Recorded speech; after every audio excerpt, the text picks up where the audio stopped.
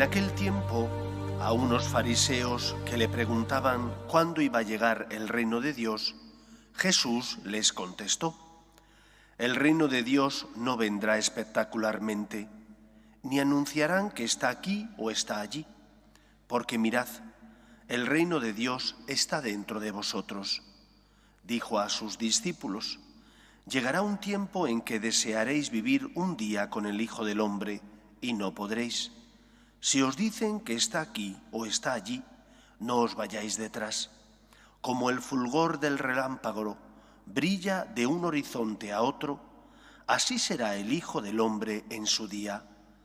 Pero antes tiene que padecer mucho y ser reprobado por esta generación. Palabra del Señor.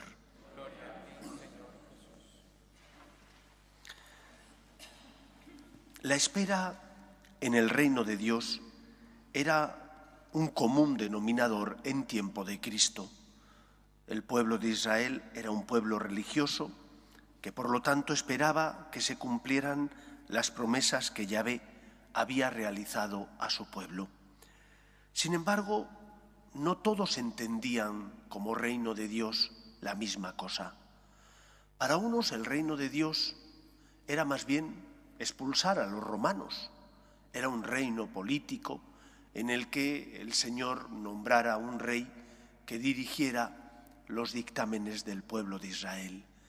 Estaban subyugados por medio del imperio opresor que era el imperio romano, tenían que pagar impuestos, tenían que cumplir sus leyes, aunque había cierta independencia en algunos ámbitos, sobre todo el religioso, en otros muchos, el ámbito civil, tenían que hacer aquello que venía desde Roma, las directrices marcadas por el César. Y por lo tanto muchos esperaban un reino de Dios que estaba marcado por la expulsión del imperio opresor. Otros de ellos, los fariseos sobre todo, esperaban la llegada del reino de Dios en cuanto al cumplimiento de esas promesas que Yahvé había realizado al pueblo de Israel, identificadas en la salvación. Para ellos la llegada del reino de Dios significaba la venida de la salvación. Ellos cumplían con un pacto.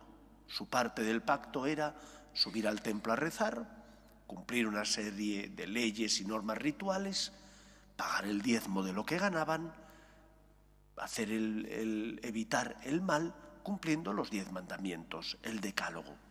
Y con eso quedaban justificados. Ellos esperaban la recompensa. La venida del reino de Dios para ellos era una recompensa donde Dios les pagaba el bien que ellos habían hecho. Habían cumplido la parte que a ellos les correspondía de su contrato y esperaban que Dios cumpliera la parte que a Yahvé le correspondía. Pero el reino de Cristo no se identifica ni con el reino político que esperaban unos, ni con este reino de satisfacción de una deuda que esperaban otros. El reino de Dios identificado en Jesús es la llegada del reino del amor, de la paz, del perdón de los pecados y por lo tanto de la justicia divina, no de la justicia de los hombres. ¿En qué consistía por tanto el reino de Dios? En aquello que dice el prólogo de San Juan, que la luz vino a los suyos y muchos no la recibieron. Por lo tanto tenemos que preguntarnos, ¿y nosotros qué reino de Dios esperamos? ¿Esperamos el reino de Dios que Cristo nos trajo? El perdón de los pecados, la paz que uno recibe cuando se fía de Él y pone su vida en sus manos. ¿O esperamos un reino de Dios más bien identificado con el Dios tapagujeros? El Dios que me quita los problemas. Estoy necesitado, vengo a pedir al Señor. Vengo a pedir cosas legítimas. ¿Cómo no va a ser bueno pedir la sanación física? ¿O cómo no va a ser bueno pedir el trabajo para los tuyos? O que tu hijo o tu hija encuentren una persona con la que contraer matrimonio religioso y por lo tanto vivir en familia.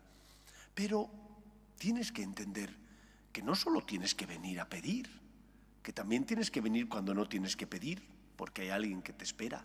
Ese es Dios. Que tienes que venir no solo a pedir cosas materiales, porque también tienes alma y estás cuidando tu alma. ¿Estás pidiendo al Señor que te dé la santidad? Es decir, que te ayude para superar tus limitaciones de carácter, para ser más generoso o más humilde o más misericordioso y perdonar como a ti te gusta que te perdonen. El reino de Dios es el amor de Dios que se siembra en nuestros corazones y que tiene como finalidad transformar nuestra alma para que amemos como Él nos ama. La luz vino a los suyos, pero los suyos no la recibieron. Pregúntate, ¿y qué espero yo de Dios? ¿Soy como los fariseos que solo esperan la contraprestación al cumplimiento de la parte del contrato que ellos han realizado? ¿O por el contrario pongo el corazón en mi relación con Dios? Intento amar, lucho por corresponderle, y aunque no tuviera nada que pedir, aunque no tuviera pecado que confesar, vendría porque necesito encontrarme con aquel que me ama y que es mi Señor. El reino de los cielos ha venido a nosotros. ¿Cómo lo acogemos? Muchos, decepcionados, abandonaron a Cristo porque esperaban ese libertador político y Cristo no lo era, o porque esperaban únicamente un Dios cómodo que no les complicara la vida, que les diera lo que ellos pedían, lo que habían compactado en el pacto y nada más.